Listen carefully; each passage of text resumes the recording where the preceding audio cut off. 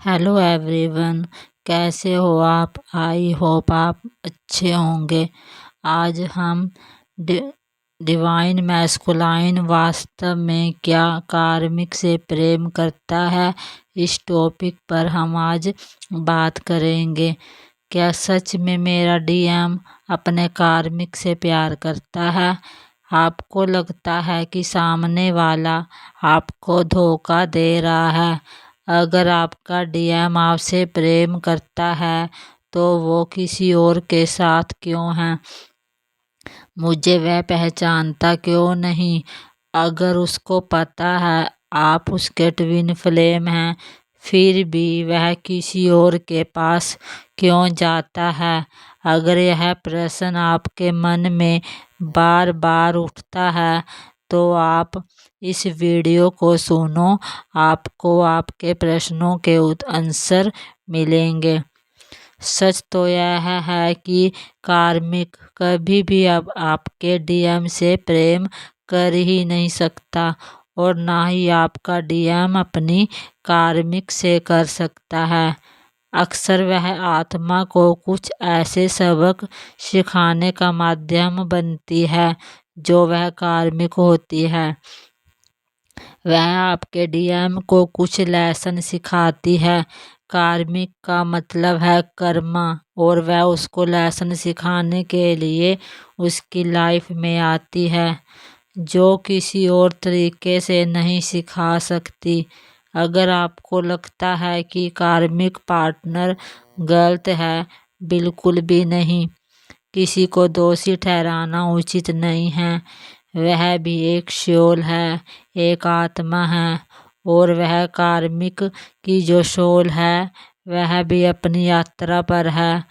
यदि वह divine masculine के जीवन में आई है तो संभव है कि वह भी किसी सीख का माध्यम है, यानी उससे भी बहुत कुछ सीखने को मिल रहा है। इसलिए कार्मिक से आपको कभी भी नफरत नहीं करनी चाहिए। वह तो सिर्फ अपना काम कर रही है जो वो इस धरती पर करने के लिए आई है, क्योंकि आपके डीएम और कार्मिक के बीच एक सोल कॉन्ट्रैक्ट है जो पूरा करना है। कार्मिकों की वजह से ही डीएम की अवेकनिंग होती है। आपको भी अपने कार्मिकों से नफरत नहीं करनी चाहिए। अगर एक डीएफ को लगता है, एक डीएफ के मन में प्रश्न उठते हैं कि आपका डीएम वह खुश है, क्या वह मुझसे प्रेम करता है? यूनिवर्स आपसे पूछता है कि आप अपने भीतर, अपने अंदर क्या कर रही हो? क्या तुम इनर वर्क कर रही हो? तुम्हारे अंदर क्या चल रहा है? क्या तुम्हारे अंदर गुस्सा है, जेलसी है? क्या है तुम्हारे अंदर? वो सब आपको पहचानना है।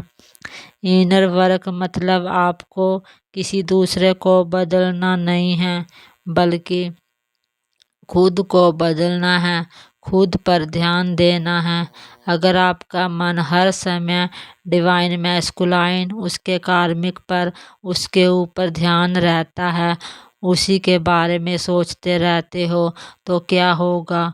आपकी सारी एनर्जी, आपकी सारी ऊर्जा वहाँ चली जाएगी और आप बिल्कुल खाली हो जाओगे, लो वाइब्रेशन में चले जाओगे। लेकिन जिस दिन आप अपने अंदर उतर जाओगे इनर वर्क करके, तो आप अपने डीएम की एनर्जी को अपने अंदर फील करोगे कि वह तो मेरे अंदर ही है। आप अपने आप को कंप्लीट महसूस करने लग जाओगे। आपकी सबसे बड़ी हीलिंग वहीं से शुरू हो जाती है। ट्विन फ्लेम जर्नी का उद्देश्य किसी तीसरे व्यक्ति से लड़ना नहीं है। इस जर्नी का उद्देश्य है अपने भीतर के डर और अनसिक्योर फील करते हैं, और जब अपने अंदर उतरते हो, इनर वर्क करते हो, ईगो को पहचानने लग जाते हो, स्वयं से प्रेम करने लग जाते हो, तब आप किसी को खोने के डर से मुक्त हो जाते हो, और यहीं से आपकी चेतना बदलने लगती है। आप प्रेजेंट में रहने लग जाते हो। अंत में सबसे बड़ा यूनियन किसी के साथ नहीं, अपने अंदर होता है।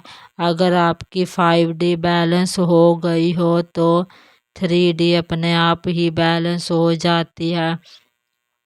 जब आपकी 5D बैलेंस होती है तो आपको यूनिवर्स गिफ्ट देता है। आप किसी व्यक्ति के साथ नहीं बल्कि अपनी हाई सेल्फ के साथ कनेक्ट होते हो। और जब 5D यूनियन होता है तब आपको किसी के पास जाकर प्रेम की भीख नहीं मांगनी पड़ती, बल्कि आप खुद ही प्रेम बन जाते हो। तब जाकर आपका डीएम आपके पास आता है। अगर अभी भी आप चेजिंग में हो तो अभी आपकी हीलिंग कंप्लीट नहीं हुई है। अगर आप अभी भी यही सोचते हो कि आपका 3D में यूनियन कैसे होगा, मतलब अभी आप अपने डीएम को चेज कर रहे हो। यदि आपका प्रेम आपको अपने अंदर ईश्वर के पास और आत्मा जागरूकता की ओर लेकर जा रहा है तो आप अवेगन हो रहे हो, आप सही दिशा में हो।